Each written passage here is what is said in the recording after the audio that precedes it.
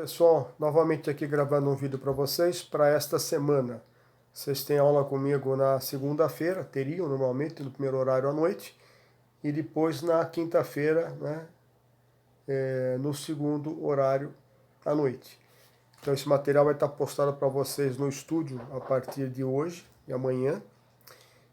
Tem um exercício para ser feito e vocês me entregam até a quinta-feira desta semana. Nós vamos trabalhar então uma média de um conteúdo aí por semana.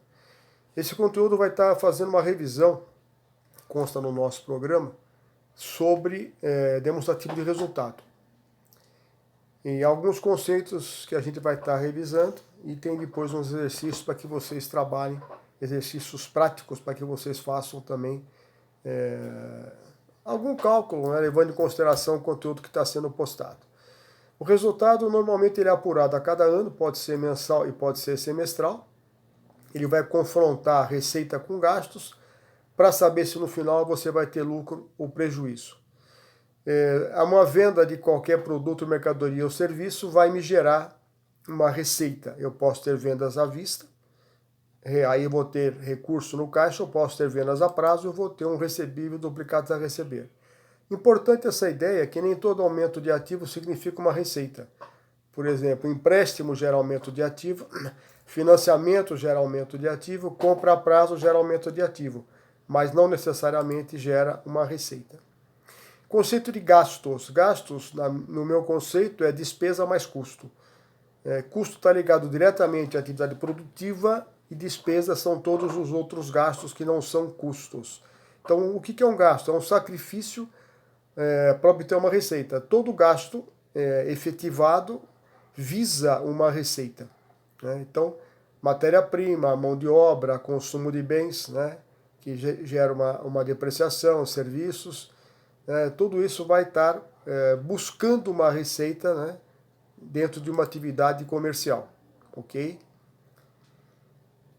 A gente entende como entrada de recurso em caixa, como saída de recurso desencaixe, e existem as perdas. O que é perda? É uma variação anormal, inesperada ou involuntária de um ativo. Pode ser por incêndio, pode ser por um sinistro, pode ser por roubo, né?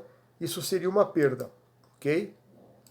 Então, normalmente, as empresas trabalham no regime de competência, e quando eu analiso um DRE no regime de competência, né, eu tenho que resultado, que tipo de informativo eu tenho. DRE, regime de competência, eu tenho um resultado econômico, eu tenho um informativo econômico. Ele vai registrar as receitas com fato gerador, que é o faturamento, e os gastos também, né, por um fato gerador, por um documento contábil.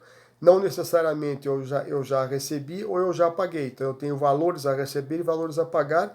Ele me dá um resultado econômico. Quando eu uso o regime de caixa, o meu DRE não é um resultado econômico, ele é um fluxo de caixa.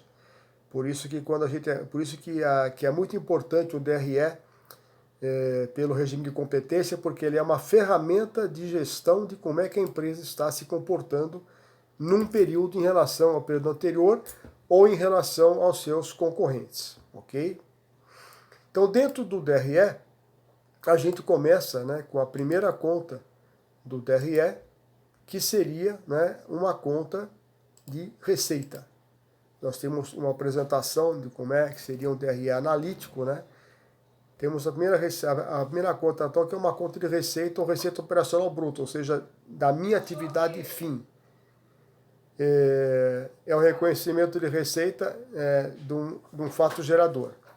Então, como é que gera essa receita? Pela entrega de produtos ao comprador, no caso do comércio ou indústria, ou por uma prestação de serviço, no caso de um serviço. O reconhecimento é por uma emissão da nota fiscal, e a receita bruta do período é somatória de todas as notas fiscais emitidas. A partir dessa receita bruta, eu tenho as deduções dessa receita bruta, que são devoluções, vendas canceladas, abatimentos, impostos incidentes sobre vendas ou serviços. E devolução, né, de vendas canceladas, a partir do momento que você cancela uma venda e você faz uma devolução, você vai ajustar os impostos a débito e a crédito. da empresa em função desse processo de devolução. Abatimentos são descontos concedidos a clientes após a entrega do produto. Pode ser por defeito, quebra ou avaria. Não é, né, um desconto financeiro e nem desconto no preço de venda. Então, quando eu faço um abatimento, eu não mexo na parte de tributação, nem a débito nem a crédito, ok? Só na parte de devolução. Após esses descontos, eu vou entrar com a parte de tributação, impostos incidentes sobre a venda ou prestação de serviço. Eles são deduzidos, né, da receita bruta. São proporcionais ao valor da venda. Então tem o ICMS, Imposto de Circulação de Mercadorias, que é o imposto estadual. Tem o IPI, Imposto de Produtos Industrializados, que ele é federal. Tem o imposto, o ISSQN, Imposto sobre Serviços de Qualquer Natureza. Tem o PIS, Programa de Integração Social. E tem o COFINS, Contribuição para o Financiamento de Seguridade Social. Todos esses incidem em cima do faturamento. Algumas empresas têm uma tributação única e as grandes empresas, né, SA limitada de grande porte, ela tem um valor de cada imposto pelo seu faturamento. Chego então na minha receita operacional líquida, ok? É o valor da venda menos esses impostos e menos abatimentos e descontos, tá?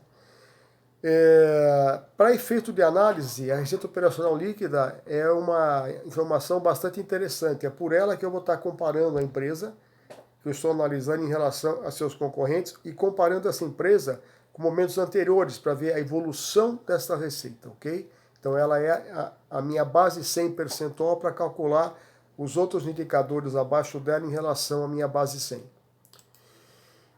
Então eu vou tirar custo de mercadorias vendidas, CMV, custo de serviços prestados, CSP, e custo de produtos vendidos, CPV, dependendo da minha atividade. E uma fórmula interessante, custo da mercadoria vendida, estoque inicial, o estoque que eu finalizei um ano, que eu começo o ano, mais compras, menos estoque inicial. Então se eu te der compras, estoque inicial e final, você consegue calcular o CMV. Estou dando uma dica para vocês, que é um exercício para fazer isso. O custo da mercadoria vendida, então, seria o estoque inicial de mercadorias, mais compras, menos o estoque final. Então, eu posso isolar o custo, que é o valor que eu vou tirar da minha receita após os impostos para calcular o meu resultado, né, operacional. Ok? Lucro bruto ou o resultado do período, né? Após, então, esses gastos, eu vou ter o meu lucro bruto ou o meu resultado do período. A partir daí, eu tenho a receita as despesas operacionais, né? Ou eu posso ter também, depois dessas, despesas não operacionais. A despesa operacional são todas aquelas inerentes à minha atividade fim, dependendo da tua atividade, ok? Então, todas elas vão estar sendo exigidas em função de eu oferir uma receita para ter uma lucratividade. As despesas fazem parte do negócio, sem despesa eu não tenho receita. Então elas financiam, né, acabam financiando a minha atividade operacional. Então tem despesas com vendas, voltadas diretamente para a comercial. Aqui tem todo o gasto com locação de carros, com salário de diretor comercial, toda a parte de percentual de comissão a vendedores, despesas com vendas, e por aí, despesas com transporte e por aí afora, né? Estimativa de perdas com duplicatas de vendas a prazo, com propaganda e publicidade, está voltado para a área de vendas. Despesas financeiras são todos aqueles gastos que eu tenho em tomar recurso de terceiros. Então eu vou ter juros, eu vou ter despesas bancárias, eu vou ter IOF, uma despesa financeira, ok? Despesa administrativa são os gastos com a administração fora a área comercial. Então aqui entra salário, honorários da diretoria, honorários da área administrativa, despesas legais, judiciais e por aí afora. Depois nós temos mais um gasto, que é outras despesas operacionais, eventualmente alguma outra que se enquadre dentro daquelas que não foram consideradas até então. E aí vou chegar no meu resultado do exercício antes do meu imposto de renda. A partir daí, dependendo de como a empresa é tributada, né, eu vou ter uma carga tributária em cima disso. Se a empresa não teve lucro, ela não vai estar pagando, né, nenhum imposto a partir daí. Se tiver lucro, ela vai pagar imposto de renda e vai pagar a contribuição social sobre o lucro líquido. Ficando zerado com prejuízo, ela não teria esse imposto a pagar. A partir daí, havendo resultado, eu tenho uma participação em contribuições, ou seja, eu vou distribuir resultado ao acionista. Não tendo lucro, resultado, a partir daí o acionista não vai levar nada. No caso quando eu distribuo o resultado ao acionista, sócio, dono ou sócio investidor, né, uma parte desses recursos são distribuídos por quantidade de ações que cada um tenha. E aqui sai uma informação bastante interessante, lucro por ação. Lucro líquido do exercício dividido pelo número de ações. Me dá uma ideia de quanto está valendo a ação da empresa, pode ter valorizado em relação ao período anterior ou desvalorizado, e pode dar uma visão para investidores de como é que está indo essa empresa, então é uma informação bastante interessante. Pagando dividendos, eu vou estar distribuindo, né, um valor X para cada sócio e para cada investidor que tem ações. Basicamente, dois tipos de ações. Ações ordinárias, que não dá direito a voto e não dá direito a receber dividendos como preferencial, e ações preferenciais que têm preferência por dividendos. Sobrando recurso, vão pagar os acionistas ordinários, ok? E é basicamente isso o conteúdo teórico, e vocês têm exercícios para serem executados. Eu vou estar postando no estúdio, e a gente vai estar se comunicando então com uma ferramenta nova que parece um tipo de um Skype, para a gente estar se conversando então, ou na segunda-feira ou na quinta-feira. Boa semana para todos, grande abraço aí.